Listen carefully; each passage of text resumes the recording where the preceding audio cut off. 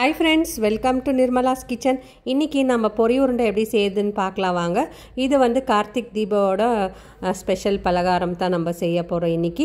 அதுக்கு முன்னாடி நம்ம சேனல் சப்ஸ்கிரைப் பண்ணிட்டு பெல் பட்டன் தட்டிடுங்க. வீடியோவை ஸ்கிப் பண்ணாம கடைசி வரைக்கும் பாருங்க फ्रेंड्स. வாங்க இப்போ பொரி வந்து அளவு பண்ணிக்கலாம் நம்ம. ஃபர்ஸ்ட் நம்ம வந்து பொரி வந்து 4 கப் பொரி எடுத்துறோம். இது வந்து 1:4, அதாவது 4 கப்ஸ் பொரி, அதுக்கு அப்புறம் 1 கப் வந்து வெல்லம் எடுத்துக்கலாம் நம்ம. இப்போ நான் வந்து 4 கப் அளவு நான் வந்து பொரி எடுத்திருக்கேன். பாருங்க, நான் வந்து உப்பு பொரி தான் எடுத்திருக்கேன். இது வந்து நல்லா கிறிஸ்பா இருக்கிற பொரி, ஃப்ரெஷ்ஷான பொரி தான் எடுத்திருக்கேன். உங்களுக்கு கிறிஸ்ப் இல்லைன்னா நீங்கள் வந்து கடாயில் போட்டு கொஞ்சம் வறுத்துக்கலாம் பொரியை, அப்போ நல்லா கிறிஸ்பாக வரும். இப்போ நான் வந்து மண்டை வெல்லத்தான் எடுத்திருக்கேன். இது வந்து பாகு வெல்லம்னு சொல்லுவாங்க. அந்த வெல்லத்தை வந்து நான் ஒடிச்சு 1 கப் அளவுக்கு எடுக்க போகிறேன் நான். இப்போ பாருங்கள், நான் வந்து 1 கப் எடுத்துட்டேன். அதுக்கு வந்து 1/4 கப் அளவுக்கு நான் வந்து தண்ணி சேர்த்துக்கிறேன் நான். தண்ணி சேர்த்துட்டு இதை வந்து நம்ம ஸ்டவ் மேலே வச்சிடலாம். வெல்லம் வந்து நல்லா கறியிட்டோம். இது வந்து நம்ம ஃபில்டர் பண்ணிக்க போகிறோம். அதுக்கப்புறமா இந்த வெல்லத்தில் வந்து மண், தூசி, அழுக்கெல்லாம் இருக்கும். நம்ம வந்து அதெல்லாம் க்ளீன் பண்ணிவிட்டு நம்ம வந்து க்ளீனான வெல்லம் தண்ணி எடுத்துக்கலாம்.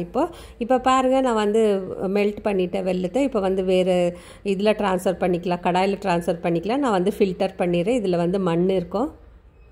வெள்ளை கரைசலை வேறு ஒரு பாத்திரத்துக்கு நம்ம மாற்றிக்கலாம். நான் வந்து கடாயில் ஃபில்டர் பண்ணிக்கிறேன். பாருங்கள் எவ்வளோ மண், தூசி இருக்குது இல்லைன்னு. நான் வந்து கடாயில் தான் நான் செய்ய போகிறேன். அதனால் நான் வேறு ஒரு கடாயில் நான் வந்து இந்த வெள்ளை கரைசலை மாற்றிட்டேன்.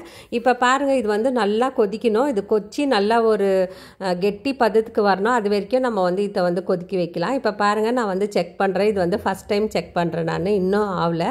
இது வந்து நல்லா கொச்சி நல்லா ஒரு கெட்டி கன்சிஸ்டன்சிக்கு வர வரைக்கும் நம்ம வந்து இதை ஸ்டவ் வந்து மீடியமாக வச்சுட்டு நம்ம வந்து நல்லா கொதிக்கிறதுக்குள்ள வெள்ளை கரைசலை பாருங்கள். நான் வந்து இது செக் பண்ணுறேன். இது வந்து செகண்ட் டைம் செக் பண்ணுறேன். இன்னும் வந்து வெள்ளை பாகு ஆகலை. ஸோ இது வந்து நல்லா கொச்சி நல்லா நொறையாக வர வரைக்கும் நம்ம வந்து இது செக் பண்ணலாம். இப்போ வந்து கொஞ்சமாக வந்திருக்கு. இது வந்து எந்த மாதிரி பதம் நம்ம பார்க்கணுன்னா, இது வந்து டங்கு பதம்னு சொல்லுவாங்க. டங்கு பதம்னாக்கா நம்ம வந்து உருட்டிட்டு கையில் தட்டில் போட்டோம்னா அது டங்குன்னு சவுண்டு வரும். அது வரைக்கும் நம்ம வந்து இது செக் பண்ணலாம்.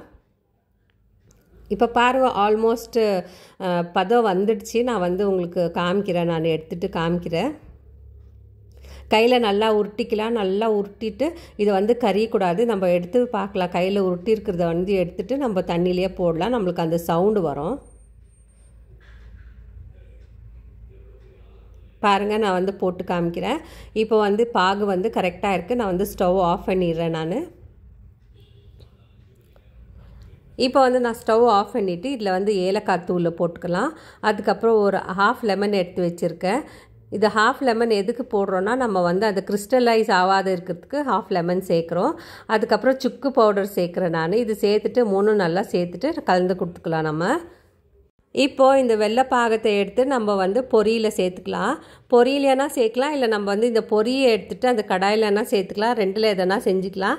எனக்கு வந்து நான் வந்து இப்போது தட்டில் சேர்த்துருக்கேன். அதுக்கப்புறமா நான் வந்து கடாயில் சேர்த்துட்டு போகிறேன் நான். இப்போ வந்து இதில் வந்து நமக்கு சரியாக வரல. ஸோ இப்போது வந்து நான் கடாயில் சேர்த்துட்டு எல்லா பொரியும் கடாயில் சேர்த்துட்டு நம்ம வெள்ளை பாகு எடுத்தோம் இல்லைங்களா, அதில் வந்து சேர்த்துட்டு இப்போ வந்து நல்லா நம்ம ஸ்ப்ரெட் பண்ணி கொடுக்கலாம். நல்லா மிக்ஸ் பண்ணலாம். இப்போ ரொம்ப சூடாக இருக்குது. நம்ம வந்து இந்த சூடு ஆறுத்துக்குள்ளேயே நம்ம வந்து பால் மாதிரி பிடிச்சிடணும். இது உருண்டை மாதிரி பிடிச்சிடணும். இப்போ பாருங்கள், நான் வந்து நல்லா மிக்ஸ் பண்ணிட்டேன். இப்போ கையில் வந்து நம்ம கொஞ்சமாக நெய் தேய்ச்சிக்கலாம். நெய் தேய்ச்சிட்டு அதுக்கப்புறம் நம்ம வந்து உருண்டை பிடிக்கிறதுக்கு ஸ்டார்ட் பண்ணலாம். இன்னும் ரொம்ப சூடாக இருக்குது. நான் வந்து இன்னொரு 5 மினிட்ஸ் அப்படியே வச்சிடுறேன். இப்போ பாருங்கள், நல்லா வருது. உருண்டை பிடிக்கிறதுக்கு நல்லா வருது. அப்படி உங்களுக்கு ரொம்ப சூடு பொறுக்கிறதுக்கு ஆகலைன்னா கொஞ்சமாக அரிசி மாவு போட்டுக்கலாம், இல்லை வந்து தண்ணி தொட்டு நம்ம வந்து நல்லா உருண்டை பிடிக்கலாம். பாருங்கள், நான் வந்து கொஞ்சம் மீடியம் சைஸ் உருண்டை தான் பிடிக்கிறேன் நான். முதல்ல வந்து ரொம்ப டைட்டாக பிடிக்கக்கூடாது. ஃபஸ்ட்டு லேசாக பிடிச்சி நம்ம வந்து வேறு தட்டில் வச்சுக்கலாம். அதுக்கப்புறமா நம்ம வந்து இன்னொரு முறை நல்லா டைட்டாக பிடிக்கலாம். எதுக்கு சொல்கிறேன்னா, நான் வந்து இது வெள்ளைப்பாகு வந்து சீக்கிரமாக இறுகி போயிடும். அதனால நம்ம வந்து ஃபஸ்ட்டு சும்மா அப்படியே உருண்டை மாதிரி பண்ணி வச்சுட்டு அதுக்கப்புறம் நம்ம வந்து நல்லா உருண்டை பிடிக்கலாம். பொரி உருண்டை வந்து ஒடியாமல் நமக்கு வரும். அப்போ தான் டைட்டாக பிடிச்சி வைக்கலாம் நம்ம. நான் இப்போ கொஞ்சமாக கையில் தண்ணி தொட்டுட்டு பாருங்கள், நான் வந்து இன்னொரு முறை பிடிச்சி காமிக்கிறேன் நான். இந்த மாதிரி பிடிக்கும் போது நம்மளுக்கு வந்து சூடாக தான் இருக்குது. இப்போது அது வந்து கொஞ்சமாக ஆற நம்மளுக்கு வந்து நல்லா டைட்டாக பிடிக்கிறதுக்காகவும் இந்த மாதிரி எல்லாத்தையும் செஞ்சு எடுத்து வச்சுக்கிறேன் நான் வந்து செஞ்சுட்டு நான் வந்து ஒரு தட்டில் எடுத்து வச்சுருக்கேன். பொரி உருண்டை செய்யும் போது ஒரு 2 விஷயம் இதில் கவனிக்கணுமா இருக்கிறது வந்து ஃபஸ்ட்டு நம்மளுக்கு வந்து பாகுபதம் கரெக்டாக வரணும். அதுக்கப்புறமா நம்ம வந்து அளவு வந்து கரெக்டாக எடுத்துக்கணும். நம்ம வந்து 1:4 தான் எடுத்திருக்கோம். அதாவது 1 கப்பு வெல்லத்துக்கு நம்ம வந்து 4 கப்ஸ் ஆஃப் இது எடுத்திருக்கோம், பொரி எடுத்திருக்கோம். நான் வந்து உப்பு பொரி எடுத்திருக்கேன். நீங்கள் வந்து சாதா உப்பு இல்லாத பொரி கூட எடுத்துக்கலாம். பொரி உருண்டை கரெக்டாக நமக்கு செய்யறதுக்கு வரும். இந்த கார்த்திகை தீபத்துக்கு நம்ம வந்து இந்த பொரி உருண்டை தான் நம்ம செஞ்சுருக்கோம். இந்த மாதிரி நீங்களும் ஒரு முறை ட்ரை பண்ணி பாருங்கள். நான் வந்து வேறு தட்டில் அரேஞ்ச் பண்ணி காமிக்கிறேன் பாருங்கள். இப்போ வந்து நான் வந்து கொஞ்சம் பெரிய சைஸாகவே பிடிச்சிருக்கேன். மீடியம் சைஸ் கூட இதை பண்ணலாம், இல்லை சின்ன சின்னதாக வேணும்னா கூட நம்ம இந்த மாதிரி செஞ்சு எடுத்து வச்சுக்கலாம்.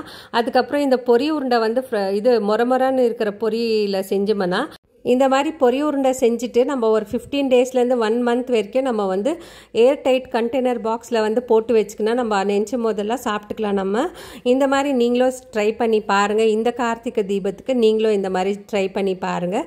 அதுக்கப்புறம் யாரெல்லாம் எனக்கு சப்ஸ்கிரைப் பண்ணிங்களோ அவங்களுக்கெல்லாம் ரொம்ப நன்றி ஃப்ரெண்ட்ஸ். கடைசியில் ஒரு டிப்ஸ் ஒன்று கொடுக்குறேன் ஃப்ரெண்ட்ஸ். இந்த வெள்ளைப்பாகு ஆறுறதுக்குள்ளேயுமே நம்ம வந்து பொரி உருண்டெல்லாம் பண்ணி வச்சிடணும் ஃப்ரெண்ட்ஸ். இந்த வீடியோ உங்களுக்கு பிடிச்சிருந்துச்சுன்னா லைக் பண்ணுங்கள், ஷேர் பண்ணுங்கள், சப்ஸ்கிரைப் பண்ணுங்கள். தேங்க்யூ, பாய்.